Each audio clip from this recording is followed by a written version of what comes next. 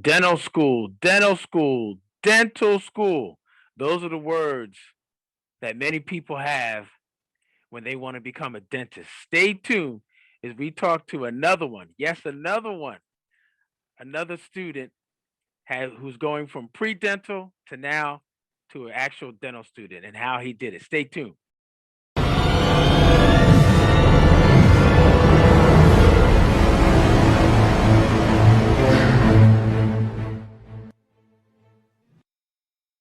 Hey, this is Dr. Darwin, the new dentist coach, from another episode of Ask Dr. Darwin on the New Dentist Podcast Show, where we talk about getting into dental school, surviving dental school, getting into dental residency, surviving residency, and then life as a new dentist. Guys, be sure that you're subscribing and also making sure that you get the videos that are coming out and are notified when videos are coming out on a weekly basis. Also, this episode of Ask Dr. Darwin is being brought to you by Dr. Darwin On Demand. Dr. Darwin On Demand, the ultimate exclusive membership community for new dentists who are pre-dental students, current dental students, residents, and new grads, and also international students, or actually international dentists that are looking to come to the U.S. and become to practice and become licensed here.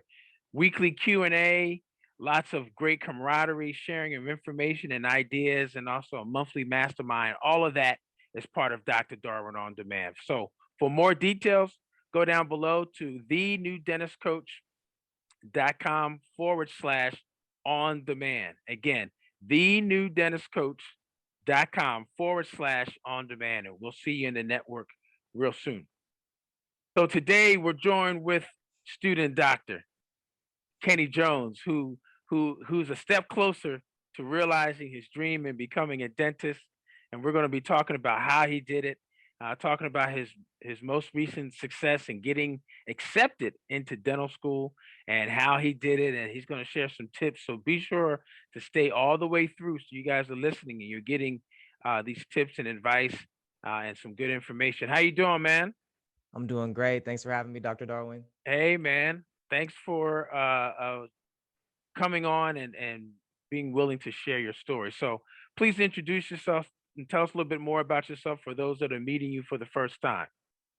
Hello, everybody. My name is Kenny Jones. I'm a dental student over at University of the Pacific. I grew up and I was born and raised in Vallejo, California. And during my time here, I've just had a great time. I worked at Six Flags, which a lot of people know about, which is the amusement park. I was a zombie over there. I take photos in my spare time, and I love connecting and talking with new people. So it's great to be on the show, and I'm happy to help y'all. Awesome, awesome. So you know what? I actually thought I forgot that you were already there, man. The Yes, the, time sir. the time has gone by so fast. Oh my goodness. So you're well, first of all, congratulations in completing the first year, Thank right? you. Thank you. I Uh got one more month left. One more one month. more month, one more month. Well, you're one more month closer than where you were before. So, congratulations with that.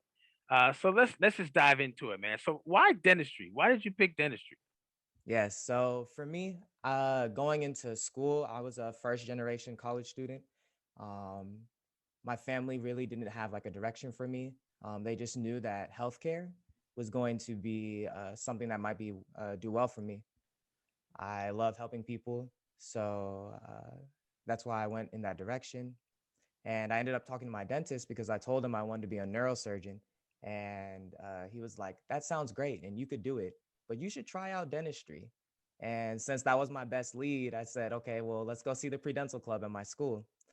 So I got into the pre-dental club and I checked things out and I volunteered for the very first time. And it's a 12 tooth extraction with an immediate denture placement. So I'm holding this lady's hand as she's like getting her teeth removed. And I think that intimate moment to be able to connect with someone and help them through something and then see the result of her getting a brand new smile and just being so elated and so happy uh, really made me know that that was a career for me. And also my volunteer experience in Mexico.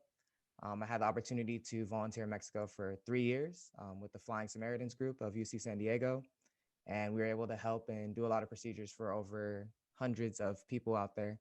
And I really love giving back to that community and learning more about it as well. That's great, man. That's great. So so let's rewind your mind a little bit.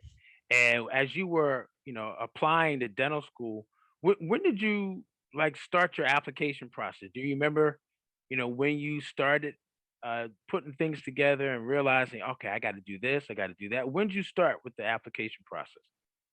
Absolutely. So for me, I started about maybe 7 to 6 months before the application opened. I wanted to see what was in it. I wanted to check it out and see what I had to add, kind of like the timeline, if they had a different timeline on there as well. Um, and yeah, I started 6 to 7 months early just so I can be a little bit ahead of the game and know what to expect for the future. Got you. And we all know that part of the application process is the dreaded alphabet test, DAT. The DAT. The DAT, the DAT is where it's at, especially if you are able to master all the questions and the perceptual ability, and just getting prepared for that is a feat in itself. Share with us how you prepared for the DAT. Absolutely. So for me, I started studying maybe 3 to 4 months ahead of time. And I wanted to get like a soft kind of reintroduction to some of the sciences that I haven't seen in a while. So for me, I wanted to work on my areas of improvement. So that was organic chemistry and general chemistry. That I did like a whole, like basically class and overhaul on that so that I could be prepared for the test. Then after that, I did a DAT boot camp, and that schedule was pretty intense, way more intense than I was expecting. So I burnt out a little bit. I think within the second month, and then I recreated my own schedule that was better for my timeline and my study habits. And yeah, I ended up taking it after 2 to 3 months of studying. Gotcha, gotcha. Would you say that your studying for the DAT was traditional, or was there a lot more involved than just showing up for the prep course and following what the prep course instructors and syllabus have for you? Absolutely. So for me, I use DAT Bootcamp, and I like the outline. I like that everything's structured for you, and they have a lot of different questions that you can go through that are very similar to the test. I also use DAT Destroyer, the different Destroyer books, and those were really helpful as well. They're a bit more tricky questions, but I wanted to push myself so that I could land in a position that I wanted to be in. So that was kind of the other thing that I was doing in order to kind of put myself in a better position to do well on the test. Now, did you with regards to those questions, did you let's see, how am I gonna how should I, did you go through the questions to the point where the answers, you were looking and studying the answers and why that answer could or could not be or is closely related? Like how did explain a little bit about that process, because I think it's it should be noted that it's more than just studying the test.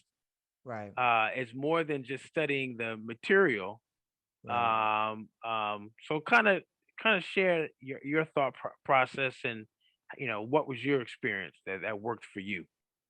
Definitely. So usually I would take some practice tests and I would go through the questions and evaluate why did I get a particular question wrong? Is it because I don't know the concept? Is it because I don't know the theory? Is it because I missed something when I was analyzing or observing, like for the PAT? And I use that approach for the rest of my study habits. And I think it's something that you use a lot in dental school as well. So I think it's a good habit to pick up on.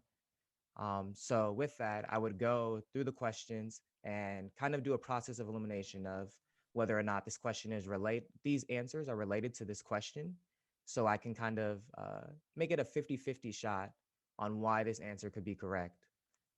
And I think for me, that was the best strategy that worked out for me. And yeah, I loved going through it and assessing why this answer was correct. And if I didn't know, I would Google it and find out why more, like just why. Always Yeah. trying to answer the whys. Yeah, you got to answer the whys. Did you take it one time or two times? I took the DAT once, Took it once. So one and done. You lucky one and thing done. you. You I lucky got thing lucky. you. Like the people who get the J&J vaccines, one and done. One and done. That's great, man. That's great. And did you get the score that you were anticipating? Mhm. Based was your score that your final score was that consistent with the scores that you were getting on some of the practice tests, or was there any variance? Or was it pretty much kind of spot on? I feel like for the practice tests, they're a little bit easier because you're kind of used to those questions in that Mhm. format. And on the day of the test, you have some anxiety, you're a little nervous. It's a long test. Even though you've been practicing for it, it's different because you're in a whole new environment. At least for when I took it. I know there's a lot of differences now because of COVID. So I'm not sure if that still relates. But I think there's just some nervousness, like when going to the dentist or going to the Yeah, doctor, yeah. you have that little bit of an anxiety, and I scored a little bit under what I was performing on the test, the practice Gotcha. Yeah, some of that anxiety kicked in, I'm sure. test. Right. Fight or So let's flight, fight or flight. oh, fight or flight. Oh God, you got my head hurting now. Woo. Yes, all of that. So took the exam, got your scores, and then you're doing the application process. So share with us a little bit about that as it relates to the number of schools and why you selected certain schools and maybe did not select other schools. Right. So I applied to 12 schools. I empty out all of my graduation savings in order to to do this, which was a big feat within itself. It was a big investment, so I knew I had to do one and done on that test. Um, and for me, I wanted to look into places where my family was, and Hmm. also where I thought I could feel comfortable. So a lot of my family lives on the East Coast. So I was applying to some different schools out there, like UMich, Detroit Mercy, University of Maryland, Howard, Temple, um, and some more schools over there. Hmm. And then also some on the West Coast. None of my immediate family lives out here, but this is where I know is home. So I applied to Western and University of the Pacific out here, ASDO in Arizona, and yeah, a few more. And I applied to those schools just because I wanted to be close to family because I knew I was going into a foreign world or a foreign territory. So I wanted to come in as prepared as I could be with as many resources as that I could have. Yeah, absolutely. And that's a great strategy as well. Let's talk a little bit about interviews. Again, you're um, this is almost a year later, but I think we always remember those parts of the process, especially the interviews with the nerves and where you ended up getting places to talk more about your candidacy. So tell us a Right. little bit about of those 12 schools. If you remember how many of those schools you got interviewed, Mhm. and then also anything that was either spectacular or a little bit strange about your interviews as far as questions and of the like. Right, right. So I interviewed at Temple, Detroit Mercy, ASDO, Western, University of the Pacific, and BU, Boston University. Oh, okay. And I remember specifically at the Temple interview, there was this question that really I didn't know that was gonna happen, but it was to test like our manual dexterity. So I was really confused on what I was doing. You're trying to understand like why this was happening. So I thought that was a lot of fun. And I love Temple too because they have the museum there. Right. Um, Oh yeah, right. That's right. right. So there's a lot of dental history there to just absorb while you're in the building as well. Mhm. And I love the culture. Um, what else? During the ASDO interview, they usually have MMIs. So these are like scenario based questions. So oh, you have a patient that comes in and they're like, oh, my tooth hurts. Like, how are you going to talk to that patient? How are you going to Mm. interact with them? And, what steps are you going to take in the future? What kind of dentist or practitioner will you be? And I really enjoyed that type because I love critical thinking and thinking on the spot. and I felt really comfortable during the interview process because I think talking is more my strong suit than the didactic courses or science courses. And that's interesting because you will do a lot of talking as a dentist with your Absolutely. patients, with your staff, with your team, and et cetera. So that's still a very important quality to be able to have and to be Mhm. able to disseminate, communicate, share side, right? Absolutely. We're practicing that almost every day now in school. Yeah, man. So important. So important. So you had some interviews after applying to 12 programs. You had the interviews. Tell us a little bit about what was your thought process after those interviews as to knowing what program you were going to go to, or better yet, after those interviews, you had some acceptances, and then Mhm. you probably had some of the acceptances you had to filter through and say, all right, you know, I'm going to this school, or I think I want to go here now that I've got accepted. What was that process like for you? Right, right. So the if people don't know, there's a primary application and there's secondary applications for some schools. So a lot of times after you fill out the primary application, if they think that you'd be a good candidate for their program, they'll send you a secondary application as well, basically where they can ask you new questions or uh, request like a service fee for some of the schools. And I had 15 schools at first, but there was a secondary fee for some of them. And I was like, well, I just emptied out my savings. So I need to eliminate some schools Right, y'all want more money, really? more. I just can't, just not for me. I'm sorry. So I had to eliminate schools right off the bat. And I think that was a good thing because I had to be realistic, right? Like there's 12 schools. I'm going to one. Okay, so what things do I not like? And that was one of the things. I couldn't pay anymore. So they were out. Next for the process, I looked into the schools that I now got into and that I was interested in. The next thing I said, like I said before, is like family and the things that I know in that area. So like in Boston, I had some friends out there.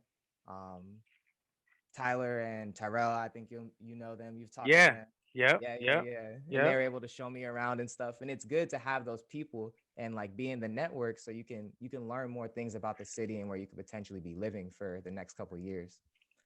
And I was doing that at all the schools that I was interviewing at. So just trying to tap in with my network and see who would be available to kind of show me and teach me about their city. After that, it's the acceptances versus wait lists. Hmm. And the schools, I feel like the schools are seeing what you're doing as well. They're like, oh, if he's from California, maybe he's gonna accept this California school versus us. So maybe we'll put it on hold, or maybe we'll wait to kind of see what he thinks. And yeah, I was in that process and in that limbo. So my dad lives in Detroit. So that was one of the reasons that I really wanted to go out there to be closer to him and my mom and sister, which are in Maryland. And eventually I settled on going to school at University of the Pacific. And I chose it because I grew up in Vallejo, which is about like 45 minutes away from here. And I really wanted the opportunity to give back to the community and to the people that I love and care about immediately, as well as be comfortable in that space and still be in California. I think I'm a California boy at heart. So it's tough to get away once you're on the West Side. Yeah, man. Vallejo, WKMEL, something like that. Yes, yes. Yeah, yeah, yeah. I know a little bit about that. Know a little bit about that. So that's great, man. So thanks for sharing that. And Absolutely. if you were to now, as we're kind of going back and talking about the process, let's also go back and kind of think about some of the challenges. What would you say is what was the hardest part about this process and applying to dental school and getting your application together, preparing for interviews, and Mhm. then even deciding once you gotten in a couple places, deciding where you're going to go. What was the hardest part for you about the process? I think I had two barriers. So the first barrier was money. I was working during undergraduate to try to save money in order to be prepared to pay for some of these costs. I was emailing, texting, sending letters out to all my loved ones saying, I'm applying to dental school. Whatever you can do can help towards this goal, this dream of mine. And really just letting people know that it's something I'm really passionate about and that I'm pursuing. And that helped a lot. Just letting your loved ones know that you're interested in doing something bigger than yourself. They really, they really appreciate that. And I'd say the next barrier was kind of not discipline, but knowing where I'm at within the process. So personally, I felt like I wasn't the best candidate I could be after my undergraduate program. So I did a master's program after that. So I did a master's in biology while specializing in analytical chemistry. And I think that gave me a better sense of my responsibilities and the kind of practitioner or person that I need to be prepared for dental school.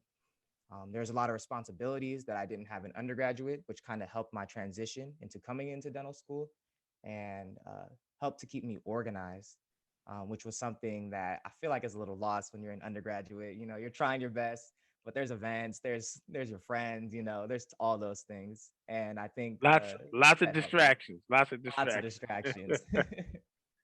So I think that that second phase of being in my master's program put me in a space where I could be better prepared. Yes, it was tough, but again, we want to go through these tough things in order to be prepared for the future. Absolutely. Absolutely. That's great.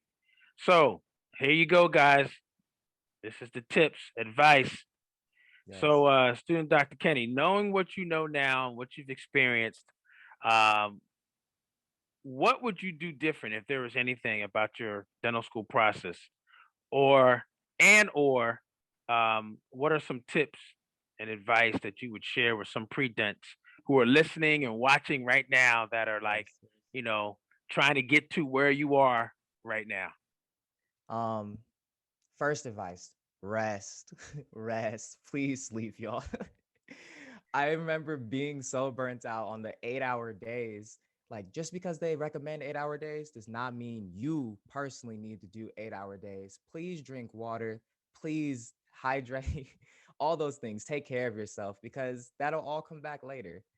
Um, Another thing I wish I did was not I wanted to study better by more repetition. I feel like I didn't get in as many reps as I really wanted to, just from being burnt out by kind of pushing myself a little bit too much in the beginning. So I think it's good to have good time management during this time, and also to know your study habits. And if you need people to study with, ask them to come, even if they're not working on the same materials or the same things. Those are the motivating factors that are like the X factors for yourself.